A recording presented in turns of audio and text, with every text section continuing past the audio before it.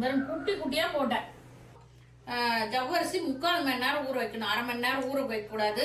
ஜவ்வரிசி 1 டம்ளருக்கு 4 ஸ்பூனு பால் பவுடர், இல்லைன்னா 2 ஸ்பூன் பால் பவுடர், 2 ஸ்பூன் கார்ன்ஃப்ளவர் மாவு போட்டு நல்லா கலக்கி தண்ணி வடிகட்டி 3/4 மணி நேரம் ஜவ்வரிசி ஊற வச்சு தண்ணி வடிகட்டி மிக்சி ஜாரில் அப்படி இப்படி ஒரு சுற்று அப்படி ஒரு சுற்று சுற்றி ரொம்ப நைஸ் அரைக்காதுங்க.